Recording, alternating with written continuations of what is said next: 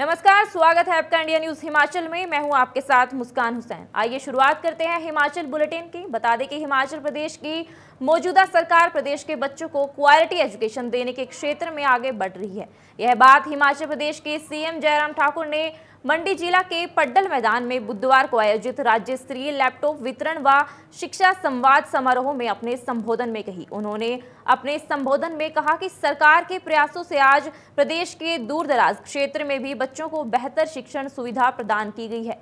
CM Jairam ने कहा कि प्रदेश में आज तक केवल एक ही विश्वविद्यालय कार्य कर रहा था, लेकिन अब मंडी में दूसरा विश्वविद्यालय बनने से आसपास के जिला के क्षेत्रों को लाभ मिलेगा।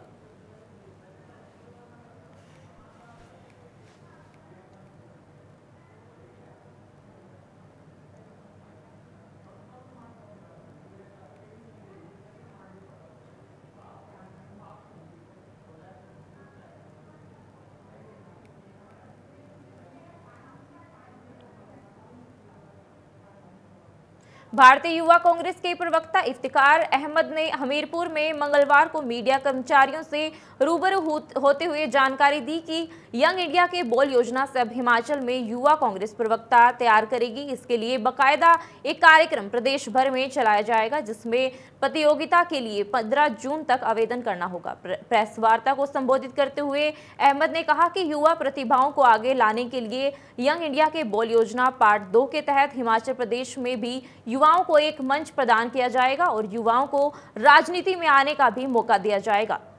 इस इवेंट के माध्यम से प्रदेश और केंद्र सरकार के मुद्दों पर उठाने का एक मौका युवाओं को दिया जाएगा। इंडिया बोल कार्यक्रम सीज़न 2 की लॉन्चिंग की है और प्रदेश की जिम्मेदारी मुझे दी गई और कुछ दिन पहले हमने लगभग 1 महीना पहले हमने शिमला के अंदर राजीव भवन में इसकी लॉन्चिंग की थी पूरे प्रदेश में, और उसके बाद मैंने हर ज़िले का टूर किया और आज ये 5वां ज़िला है। कांगड़ा से हमने स्टार्ट किया, फिर कांगड़ा से मंडी, मंडी से बिलासपुर, बिलासपुर से ऊना और आज हमने हमीरपुर में इसकी लॉन्चिंग की है। जिस तरीके से हमारे आदरणीय नेता श्री राहुल गांधी जी की सोच है कि हम आम परिवार के बच्चों को राजनीति में आने का मौका दें, चाहे वो इलेक्शन सिस्टम हो या यंग इंडिया के बोल कार्यक्रम हो। और इस कार्यक्रम के तहत आपको कोई राजनीतिक पृष्ठभूमि की ज़रूरत नहीं। जो कांग्रेस विचारधारा में विश्वास रखता है, जो युवा है और जो लोगों के मुद्दों को समझता है और लोगों के मुद्दों की पीड़ा को समझता है, जो लोगों के मुद्दों की आवाज़ उठाना चाहता है, जो लोगों की हक की लड़ाई लड़ना चाहता है, जो इस जयराम सरकार के खिलाफ जो भ्रष्ट सरकार है, पेपर लीक करती है, पैसा खाती है, जो युवा विरोधी है, जो युवा बेरोजगार हो रहे हैं इस सरकार में, उनके हक की लड़ाई जो लड़ना चाहता है वो युवा। आप बता दें कि मॉनसून के दौरान प्राकृतिक आपदाओं से निपटने के लिए सिरमौर प्रशासन तैयारी कर रहा है, जिसको लेकर डीसी सिरमौर रामकुमार गौतम ने विभिन्न विभागों को उचित दिशा निर्देश भी जारी किए हैं, ताकि समय रहते सभी आवश्यक प्रबंध पूरे किए जा सके। यानी प्रत्येक पंचायत में प्रशासन 20 वॉलंटियर तैयार करेगा, जो कि किसी भी आपदा के समय अपने क्षेत्र में सबसे पहले पहुंचकर फर्स्ट रिस्पॉन्डर के तौर पर अपनी भूमिका निभाएंगे।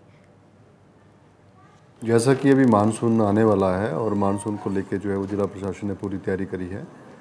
सभी एसडीएम्स को निर्देश दिए गए हैं कि अपने अपने सब डिवीज़नों में जो है जैसे कि आपके पीडब्ल्यूडी के रोड्स हैं या एमसी के रोड्स हैं या पंचायत के रोड्स हैं, उसमें प्रॉपर ड्रेनेज सिस्टम होना चाहिए। उससे जो ड्रेनेज अभी बना हुआ है उसको इम्प्रूव करें या जो रुका हुआ उसको साफ़ करें, और जितनी भी नालियाँ उसकी क्लीननेस उससे पहले हो जानी चाहिए। नंबर 2, जितना भी हमारे वाटर बॉडीज़ हैं, चाहे बॉडियाँ हैं चाहे छोटे तालाब हैं, जो पीने का पानी जहाँ से आता है उसका भी प्रॉपर सफाई करके उसकी क्लोरिनेशन भी सुनिश्चित करें।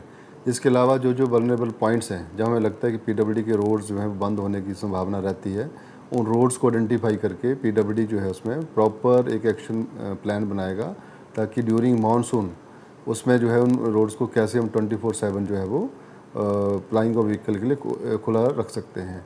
इसी के साथ जो हमारा आईपीएच डिपार्टमेंट है जल शक्ति, उनको निर्देश दिए गए हैं कि वो सभी स्कीम्स को आइडेंटिफाई करें, और जहां उनको लगता है कि स्कीम में कहीं फ्लड से बंद हो जाती है या उस स्कीम में जो है गाद आ जाती है, गाद से जो लोगों को अच्छा पानी मुहैया नहीं करा जा सकता, तो उस चीज़ को अवॉइड करने के लिए उस समस्या का समाधान ढूंढें और उससे पहले मानसून से पहले जो है उसमें डाइवर्जन करके या फिल्टर बेड बना के उस समस्या का समाधान। बता दें कि ज्यूरी के अनु महादेव मंदिर में गर्मी व सूखे से निपटने के लिए ज्ञान महायज्ञ का आयोजन किया गया।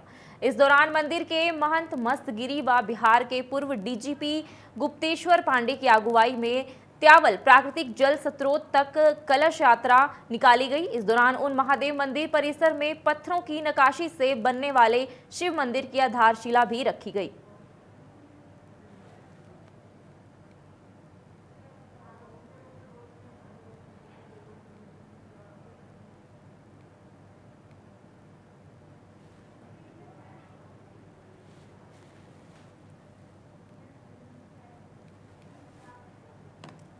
बिलासपुर के घुमारवीं विधानसभा क्षेत्र में खाद्य आपूर्ति मंत्री राजेंद्र गर्ग ने मेधावी छात्र छात्राओं को लैपटॉप प्रदान किए। राजेंद्र गर्ग ने कहा कि घुमारवीं ने क्षेत्र में 650 बच्चों को लैपटॉप प्रदान किए हैं और पूरे जिले में 1523 मेधावी छात्रों को लैपटॉप प्रदान किए हैं। उन्होंने कहा है कि 2 वर्षों के कोरोना काल के कारण यह लैपटॉप नहीं दिए जा सके और अब इन्हें प्रदेश सरकार के द्वारा मेधावी बच्चों को प्रदान किए जा रहे हैं और कहा कि हिमाचल प्रदेश की सरकार छात्रों को उत्साहित करने के लिए लगातार प्रदेश में कई योजनाएं चला रही है।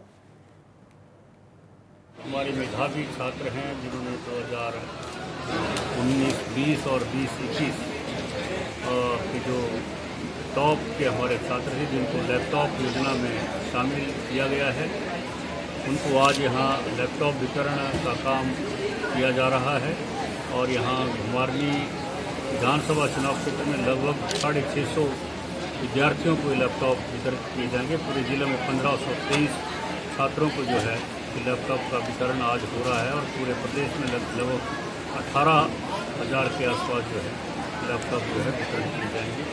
कोरोना काल की वजह से इसमें कुछ दिक्कतें आई थी, इसलिए उसमें वितरण नहीं हो पाया था, लेकिन हमारी सरकार ने दृढ़ संकल्प लिया है और जो बच्चे मेरिट में आए हैं उनको लैपटॉप मिलने हैं, उनको लैपटॉप मिलने चाहिए और सरकार अपने कर्तव्य के प्रति, अपने निष्ठा के प्रति दृढ़ संकल्पित है और उसी के कारण जो है आज 2 सेशंस के बच्चों को लगातार इकट्ठा आज लैपटॉप वितरण का काम जो है किया जा रहा है।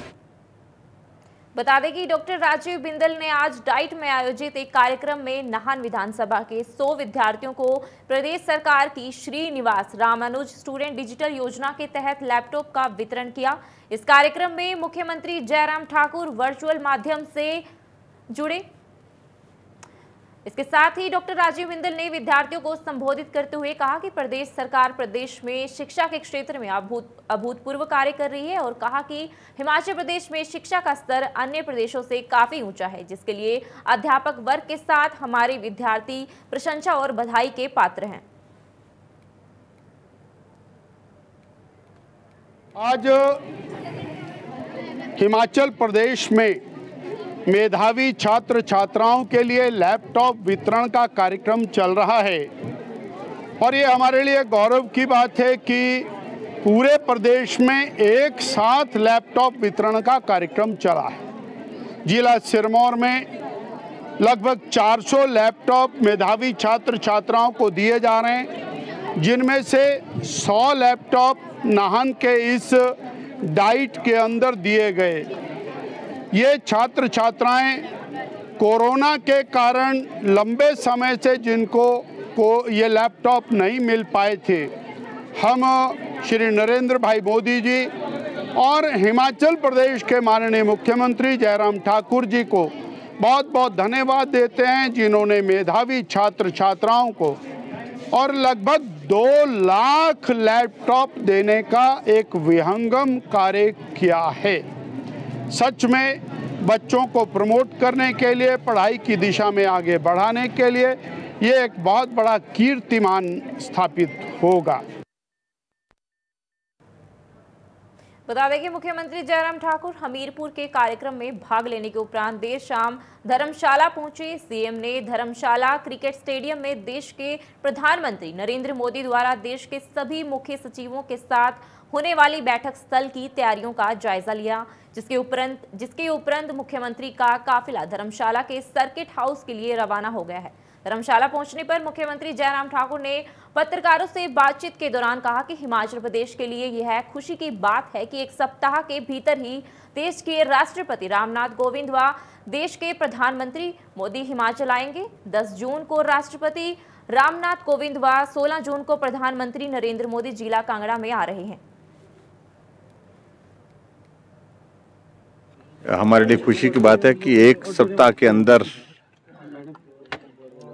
देश के राष्ट्रपति जी का भी और प्रधानमंत्री जी का भी आना हो रहा है। 10 तारीख को राष्ट्रपति महोदय जी आएंगे और 16 तारीख को प्रधानमंत्री जी आएंगे और दोनों का धर्मशाला में आकर के स्टे है, नाइट स्टे है और निश्चित रूप से हमारे लिए खुशी की बात है। और जहाँ तक प्रधानमंत्री जी का कार्यक्रम है उसमें तो चीफ सेक्रेटरी के साथ कॉन्फ्रेंस है, पूरे देश भर से चीफ सेक्रेटरी आ रहे हैं और यहाँ धर्मशाला में उनके साथ 2 दिन की बैठक होगी। और जहाँ तक राष्ट्रपति महोदय जी का आना हो रहा है वो हमारी सेंट्रल यूनिवर्सिटी का जो कॉन्वोकेशन है उसमें वो भाग लेंगे।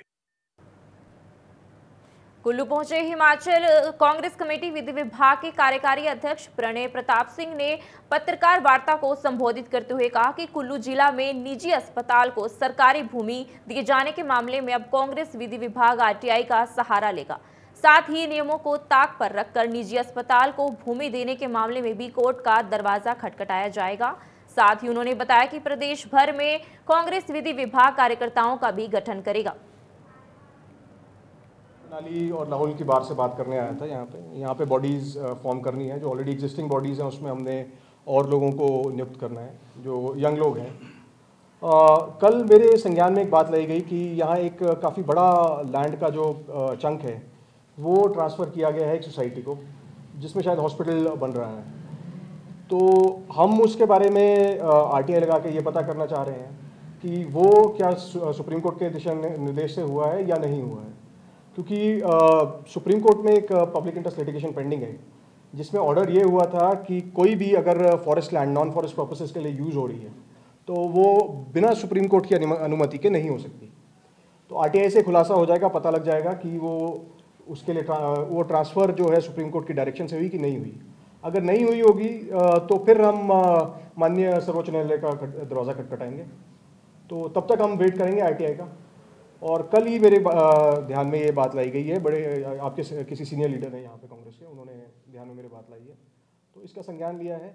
मैंने बात की है सबसे, जितने विजेंद्र पंडित जी हैं, बाकी सूद साहब हैं, बाकी सबसे मैंने बात की है कल। तो कल बैठ के हमने जो है आरटीआई ड्राफ्ट कर ली है इसकी, और वो आज या कल में आरटीआई हम इसकी लगा देंगे। तो बार एसोसिएशन की स्ट्रेंथनिंग जो है, हर बार में हम लोग, हमारे पास हिमाचल में 34 बार हैं, हर बार में हमारा एक ऑर्गेनाइजेशन होगी, हर बार में ऑर्गेनाइजेशन का ग्रुप होगा।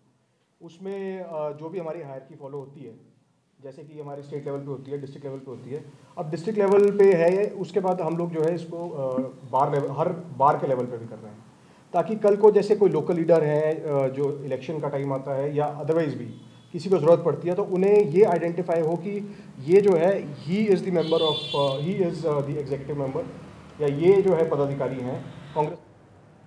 यूजीसी के 7वें वेतन आयोग की सिफारिशों को अविलंब लागू करवाने व शिक्षा की गुणवत्ता के लिए हिमाचल प्रदेश के विश्वविद्यालय व महाविद्यालय के प्राध्यापक कई दिनों से संघर्ष कर रहे हैं। हिमाचल राज्य के वल्लभ महाविद्यालय मंडी की टीचर एसोसिएशन की स्थानीय इकाई महासचिव सहायक प्रोफेसर अर्चना शुक्ला ने कहा कि हाल ही में हुई कैबिनेट बैठक में प्राध्यापकों के हित में कोई निर्णय नहीं आया है, इसलिए प्रोफेसरों से भारी रोष है और अब शिमला में प्रदेश भर के प्रोफेसर इकाई अनुसार हड़ताल पर बैठेंगे।